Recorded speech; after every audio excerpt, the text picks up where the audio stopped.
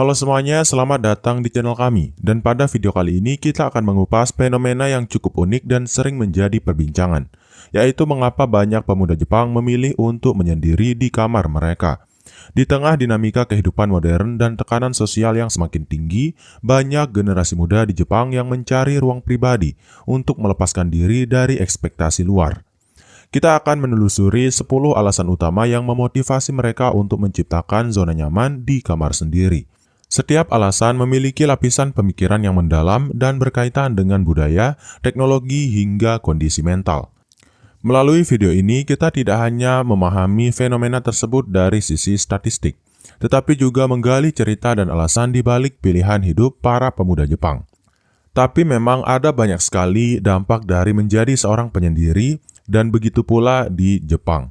Dan seperti yang kita ketahui, ada banyak sekali orang yang menyendiri di sana, sampai mereka dikenal sebagai istilah hikikomori. Yang mana seperti yang kita ketahui bersama, bahwa kecenderungan ini memiliki sisi positif dan negatifnya sendiri. Dan di sini saya akan berusaha untuk menyampaikan hal positif yang bisa kita dapatkan dari apa yang dilakukan oleh orang Jepang, di mana mereka seringkali menyendiri dan penyebab mereka menyendiri.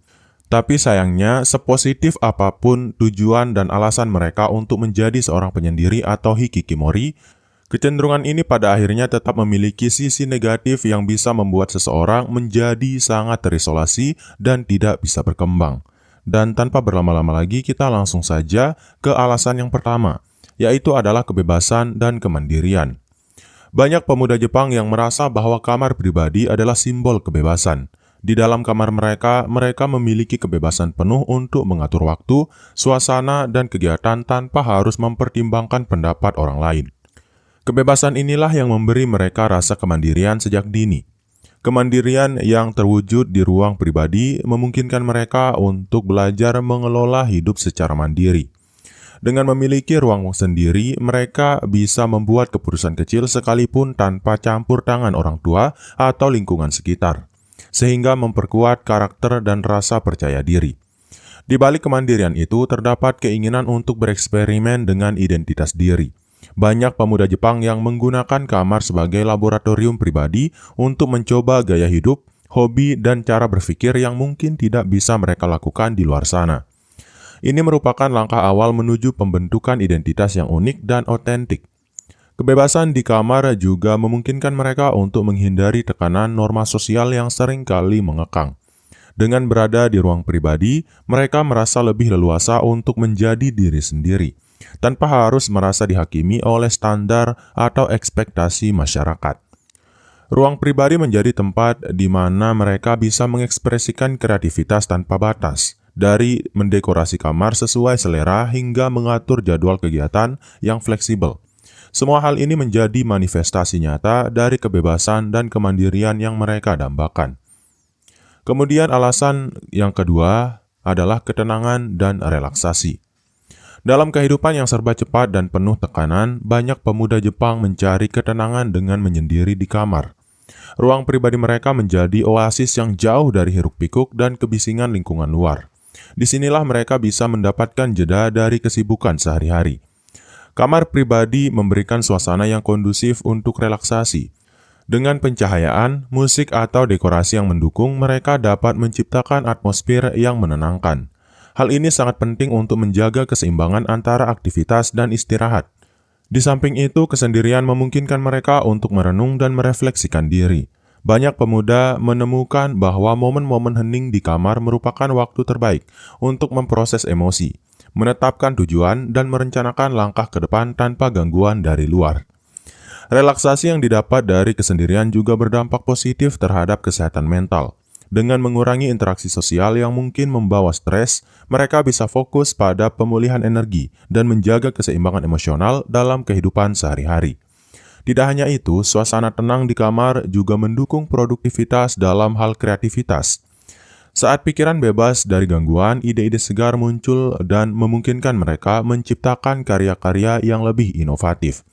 Ketenangan inilah yang sering menjadi rahasia di balik keberhasilan banyak pemuda dalam berbagai bidang. Kemudian alasan banyak pemuda Jepang yang suka menyendiri di kamar yang ketiga adalah menghindari tekanan sosial. Tekanan sosial di Jepang sangat nyata. terutama bagi generasi muda yang harus memenuhi harapan keluarga, sekolah, dan masyarakat. Banyak pemuda memilih menyendiri di kamar sebagai cara untuk melarikan diri dari ekspektasi yang berlebihan dan standar sosial yang ketat. Dengan mengisolasi diri di kamar, mereka merasa memiliki ruang untuk bernafas tanpa harus terus-menerus membandingkan diri dengan orang lain. Ini memberi mereka kesempatan untuk memfokuskan energi pada pengembangan diri tanpa tekanan eksternal yang mengganggu. Tekanan sosial yang tinggi seringkali membuat mereka merasa terbebani dan cemas. Dalam lingkungan kamar yang aman, mereka bisa melupakan sejenak beban tersebut dan menikmati momen-momen tenang untuk menyusun kembali pikiran dan strategi hidup mereka. Kesendirian di kamar juga memungkinkan mereka untuk menghindari konflik atau penilaian negatif dari lingkungan sekitar. Dengan demikian, mereka bisa mengatur interaksi sosial sesuai keinginan dan kemampuan, mengurangi resiko terjadinya stres atau kecemasan yang berkepanjangan. Akhirnya, melalui kesendirian, banyak pemuda Jepang belajar untuk menerima diri mereka apa adanya. Mereka mulai memahami bahwa tidak perlu memenuhi ekspektasi sosial yang tidak realistis, dan bahwa kebahagiaan sejati datang dari penerimaan diri serta kemampuan untuk menentukan jalan hidup sendiri. Kemudian alasan yang keempat adalah pengembangan kreativitas dan hobi. Kamar pribadi merupakan tempat yang ideal untuk mengembangkan kreativitas. Di dalam ruang yang mereka kontrol sepenuhnya, pemuda Jepang dapat mengeksplorasi berbagai hobi, mulai dari menggambar, menulis, hingga membuat musik, tanpa gangguan dari lingkungan luar. Banyak dari mereka yang menemukan bahwa ide-ide terbaik muncul ketika mereka berada di dalam kesendirian. Tanpa distraksi, pikiran mereka dapat berkonsentrasi penuh pada proses kreatif, menghasilkan karya-karya yang unik dan inovatif. Lingkungan kamar yang nyaman dan dipersonalisasi memberikan inspirasi tambahan. Dekorasi, pencahayaan, dan tata letak ruang yang sesuai dengan kepribadian mereka seringkali menjadi faktor penting dalam merangsang imajinasi dan kreativitas.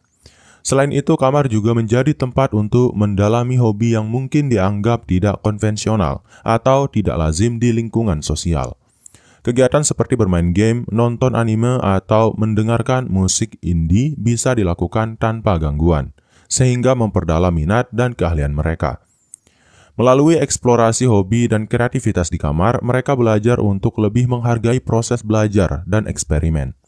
Proses ini tidak hanya memperkaya jiwa, tetapi juga membuka peluang untuk menemukan passion baru yang bisa dikembangkan menjadi karir atau usaha di masa depan.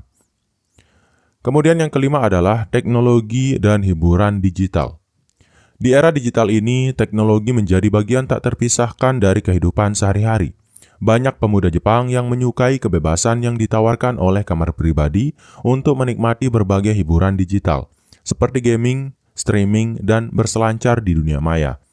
Kamar pribadi memberikan lingkungan yang optimal untuk mengatur perangkat teknologi sesuai kebutuhan. Dari sistem audio yang canggih hingga layar besar untuk menonton film atau bermain game. Segala fasilitas bisa disesuaikan untuk pengalaman hiburan yang maksimal. Kehidupan digital ini juga memungkinkan mereka untuk terhubung dengan komunitas global. Meski secara fisik mereka menyendiri, teknologi memungkinkan interaksi dan kolaborasi dengan orang-orang yang memiliki minat serupa dari berbagai penjuru dunia. Dalam ruang yang diisi dengan teknologi, mereka bisa dengan leluasa mengatur waktu antara hiburan dan aktivitas lainnya. Kebebasan ini sangat berharga untuk menyeimbangkan antara relaksasi dan produktivitas, sehingga kamar pribadi menjadi pusat hiburan sekaligus tempat kerja kreatif. Akhirnya, kemajuan teknologi terus membuka peluang baru bagi mereka untuk mengeksplorasi inovasi digital, dari mengikuti tren terbaru hingga mencoba aplikasi atau game baru. Kamar pribadi menjadi ruang eksperimen yang memungkinkan pemuda Jepang selalu up-to-date dengan perkembangan zaman. Kemudian alasan yang keenam adalah privasi dan kenyamanan pribadi. Privasi adalah nilai yang sangat dihargai oleh banyak pemuda Jepang. Dengan menyendiri di kamar, mereka merasa memiliki wilayah yang sepenuhnya milik sendiri, di mana setiap sudut dan detailnya mencerminkan kepribadian serta selera pribadi. Kamar pribadi menjadi tempat di mana mereka bisa mengekspresikan diri tanpa rasa takut akan penilaian dari orang lain. Kebebasan untuk berpenampilan, berekspresi, dan bahkan bereksperimen dengan ide-ide baru membuat mereka merasa lebih nyaman dan diterima oleh diri sendiri. Selain itu, privasi yang terjaga juga memberikan rasa aman. Dalam ruang pribadi, mereka tidak perlu khawatir tentang intervensi dari luar, baik itu dari keluarga, teman, atau lingkungan sosial yang mungkin tidak selalu sejalan dengan keinginan mereka. Kenyamanan pribadi yang dirasakan di kamar seringkali menjadi pelarian dari kehidupan yang serba terbuka dan penuh pengawasan. Dengan memiliki ruang yang eksklusif, mereka dapat menikmati momen-momen intim yang memperkuat hubungan mereka dengan diri sendiri. Di sisi lain, privasi juga memungkinkan mereka untuk mengatur segala sesuatu dengan cara yang paling sesuai dengan kebutuhannya, baik dalam mengelola waktu, mengatur aktivitas, maupun menciptakan suasana yang mendukung kesejahteraan. Kamar pribadi memberikan kendali penuh atas lingkungan hidup mereka. Kemudian alasan yang ketujuh adalah budaya hikikomori dan perubahan sosial. Fenomena hikikomori telah menjadi salah satu istilah yang dikenal luas di Jepang, di mana individu memilih untuk mengasingkan diri dari masyarakat. Meskipun tidak semua pemuda yang menyendiri dapat dikategorikan sebagai hikikomori, tren ini mencerminkan pergeseran nilai dalam masyarakat modern di Jepang. Banyak pemuda yang merasakan tekanan dari tuntutan sosial dan ekonomi sehingga merasa lebih nyaman untuk memilih hidup dalam ruang pribadi. Di kamar mereka, mereka dapat melarikan diri dari rutinitas yang melelahkan dan ekspektasi yang kerap membuat stres. Perubahan sosial yang terjadi, terutama dengan meningkatnya individualisme, turut mendorong munculnya fenomena menyendiri. Kamar pribadi menjadi tempat di mana mereka dapat mengatur ritme hidup sesuai keinginan, tanpa terpengaruh oleh norma-norma kolektif yang kaku. Budaya hikikomori ini meskipun sering dianggap sebagai bentuk pelarian, juga menyiratkan keinginan untuk mencari kualitas hidup yang lebih mendalam. Dalam kesendirian, mereka menemukan ruang untuk introspeksi dan pengembangan diri yang sulit didapatkan dalam interaksi sosial yang terburu-buru. Meskipun kontroversial, fenomena ini memaksa kita untuk memahami bahwa setiap individu memiliki cara unik untuk menghadapi perubahan sosial. Bagi banyak pemuda Jepang, menyendiri di kamar adalah bentuk adaptasi terhadap lingkungan yang terus berubah dan penuh tantangan. Kemudian alasan yang kedelapan adalah tekanan pendidikan dan karir. Di Jepang, tekanan untuk berprestasi di bidang pendidikan dan karir sangat tinggi. Banyak pemuda yang merasa kewalahan dengan tuntutan akademis dan ekspektasi profesional, sehingga mereka memilih kamar pribadi sebagai tempat untuk mengatur ulang pikiran dan strategi hidup mereka. Kamar pribadi menjadi tempat pelarian sementara dari rutinitas yang sangat menuntut. Dalam kesendirian, mereka bisa menyusun jadwal belajar atau bekerja tanpa gangguan, yang membantu meningkatkan fokus dan efektivitas dalam mencapai tujuan. Tekanan yang terus-menerus dari lingkungan sekolah atau kantor seringkali membuat mereka merasa perlu untuk menemukan ruang di mana mereka dapat bernafas lega. Kamar sendiri menyediakan waktu untuk merencanakan langkah-langkah selanjutnya, sehingga memungkinkan mereka untuk mengatasi stres dan menjaga keseimbangan antara kerja dan istirahat. Dalam ruang privat tersebut, mereka juga dapat mengevaluasi kembali prioritas hidup. Waktu yang dihabiskan sendirian membantu mereka mengidentifikasi apa yang benar-benar penting, sehingga mereka dapat membuat keputusan yang lebih bijaksana terkait pendidikan dan karir. Dengan demikian, meskipun tekanan dari luar tampak berat, ruang pribadi memungkinkan mereka untuk mencari solusi dan menetapkan strategi yang sesuai dengan kemampuan serta tujuan pribadi, menjadikan kamar sebagai zona regenerasi mental dan emosional. Kemudian yang kesembilan adalah membangun identitas pribadi. Bagi banyak pemuda Jepang, kamar pribadi adalah laboratorium identitas di mana mereka belajar mengenal dan menerima diri sendiri. Ruang ini menjadi tempat untuk bereksperimen dengan berbagai gaya, ide, dan perspektif, sehingga membantu mereka menemukan siapa diri mereka sebenarnya. Di dalam kamar, mereka bebas mengeksplorasi minat dan kepribadian tanpa harus khawatir tentang opini dari luar. Setiap sudut kamar bisa mencerminkan perjalanan pencarian jati diri yang penuh warna, mulai dari dekorasi hingga aktivitas sehari-hari.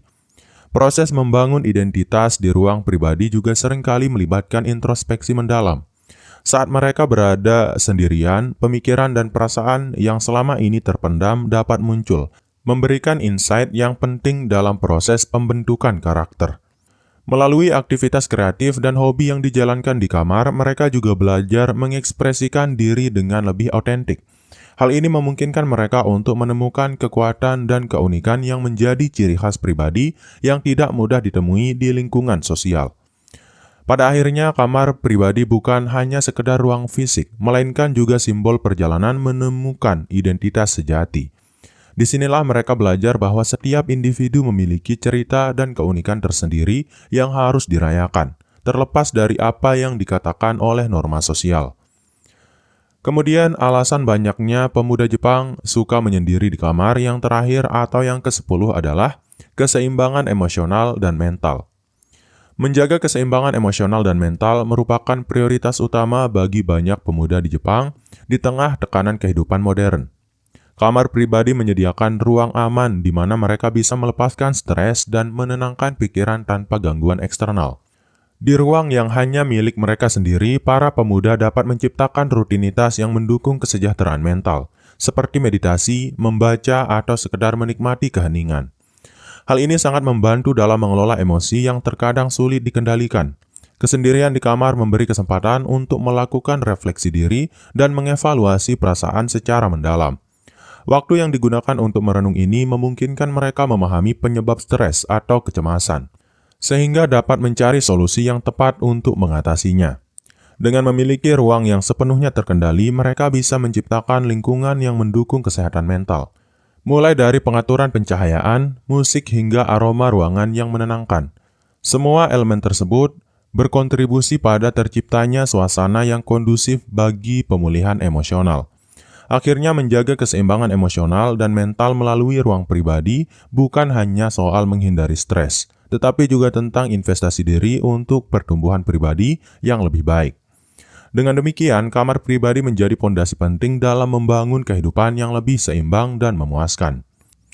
Demikianlah penjelasan mengenai 10 alasan mengapa banyak pemuda Jepang memilih untuk menyendiri di kamar.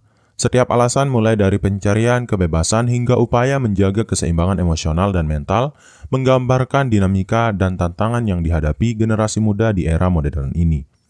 Semoga pembahasan ini dapat membuka wawasan dan menambah pemahaman kita terhadap fenomena sosial yang begitu kompleks, serta menginspirasi kita untuk lebih menghargai ruang pribadi dan proses pencarian jati diri masing-masing.